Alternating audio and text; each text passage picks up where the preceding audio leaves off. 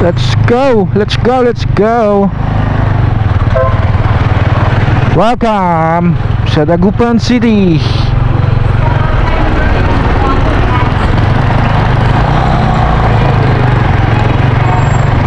Dito tayo sa gitna.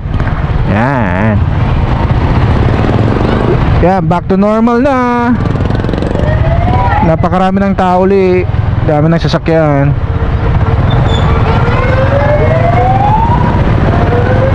Yan, so sabay-sabay natin tignan. Hopefully maganda ang kanyang kuha,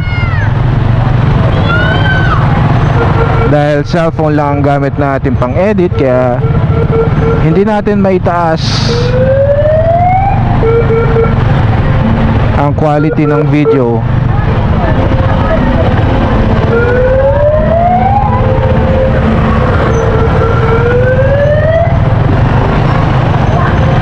No parking.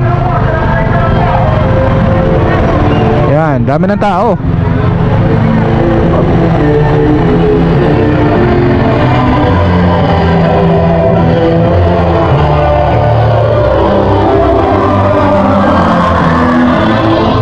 Animal, sakit sa tenga. Yeah, nung last time nandito si Reb Motovlog ng San Carlos,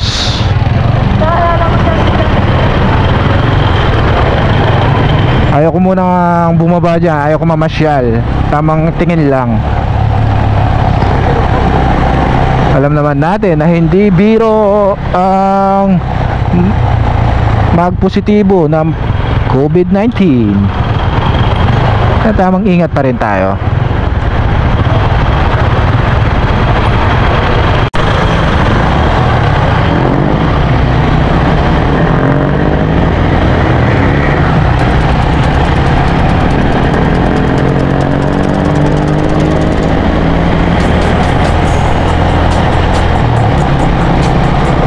Maraming pulis na rumoronda.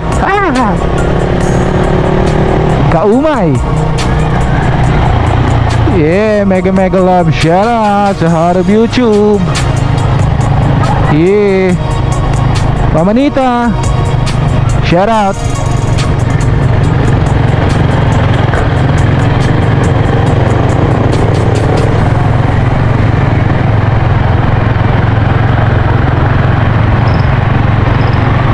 Actually, tinetest ko lang siya dahil hindi ko alam kung maganda yung kuha niya paggabi ngayon, dahil mayroon na naman tayong binago sa kanyang settings. Ang hirap kasi ng GoPro na to dahil wala siyang screen sa likod, no? Walang screen sa likod, kaya ang hirap niyang i-adjust.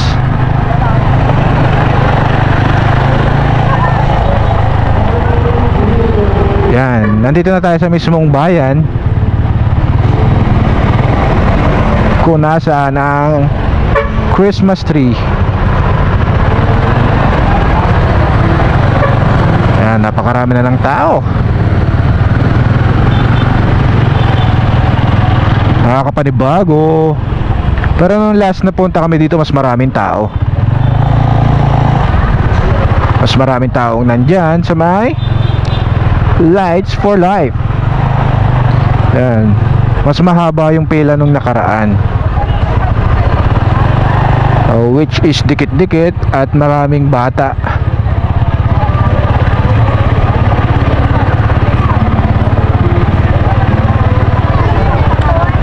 Kaya lang, night ride lang tayo. Short ride. Short ride natin ang Dagupan. Kung gaano nga ba kaliit ang Dagupan City.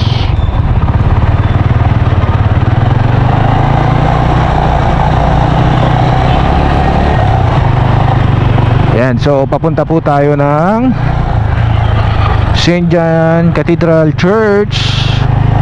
Yan, bossing, kung saan tayo nagpunta nung tayo ay nagdasal para kay Athena. Yan, ito siya. Yan ang simbahan na yon.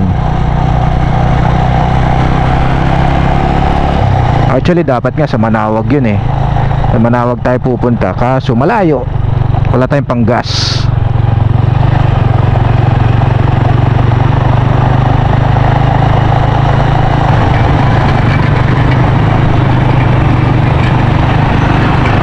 Alright, so we are back here in Warehouse Club,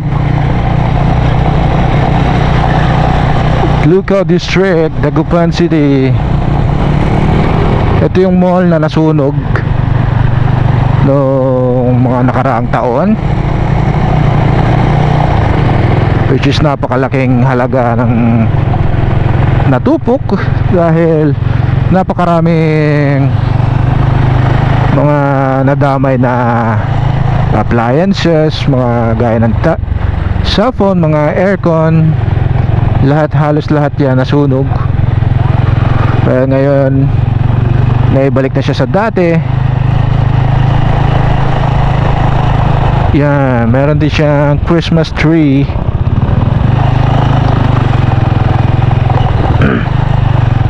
Hindi pa tayo makapag ikot-ikot ng gabi. Yan, sana na-appreciate kahit na napaka liit ng ating view. Bossing, oh, yan yung kailangan mo, oh.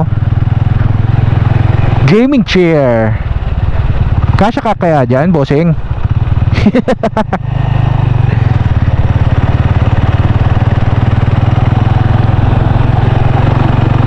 Yan, so pabalik na tayo. Umikot lang tayo, umikot lang. Dahil masyadong matraffic sa kabilang daan, dito na lang tayo. Dito ko na lang piniling dumaan. Yan. Welcome sa Romantic Baboy, sa mga mahilig sa Korean foods. Yan, nandito yan. Laging dinadagsa. So medyo paggabi na, kaya konti na lang. Yan, merong Army Navy, tapos Kabalen na kasama. Yan. So hanggang tingin lang tayo, guys. Haha.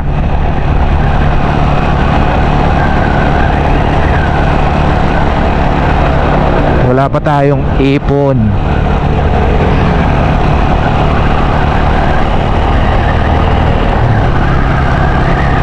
Ayan, buti na lang nakisama yung ating ilaw. Yan, nandito ang Wendy's. Ewan ko kung merong Wendy's sa Cebu. Well, sinasabi ni Bossing is napakalayo nila sa mga ganito, ano, mga kainan.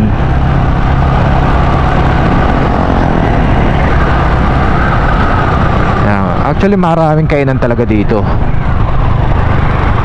Yan ang, oh yan, ang daming tao. Buhay na buhay uli si Ma'am Piping. Here, Fidel Ramos. Joke lang. Ito naman ang dinadayo dito pag yung mga babiyahin ng napakalayo. Dito na sila nag-i-stop muna, ano, para kumain. Yung mga pupunta ng Baguio, pupunta ng La Union, yung mga yan, dahil mga masasarap din ang pagkain nila dyan.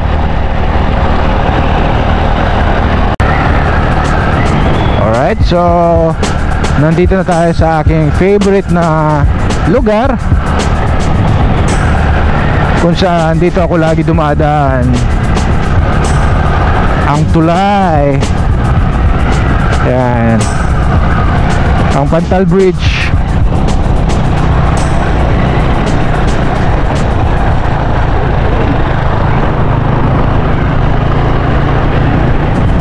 Yan, so hindi nakikita yung mga nasa kabilang banda.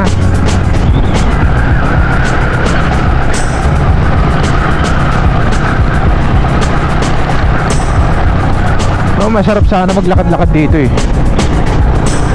Exercise.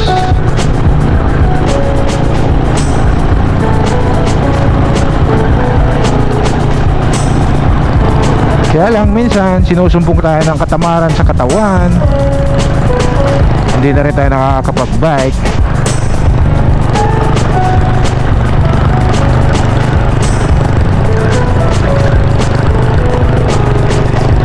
Ayan, doon tayo galing sa kabila doon. Doon sa dulo. Doon yung tulay. Hindi nga lang kita dito yung tulay. Kung saan tayo galing, hindi nakikita.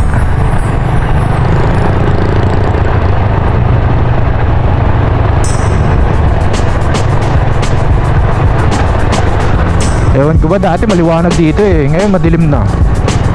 Kaya siguro wala mga nagpupunta dito.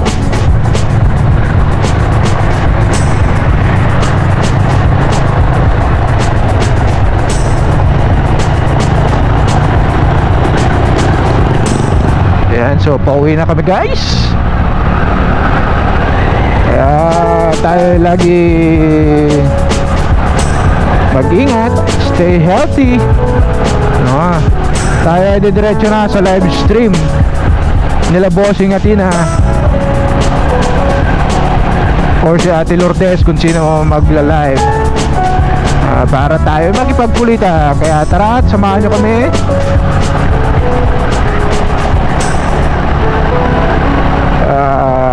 Laging tandaan, so ride safe always. Babush. Yeah.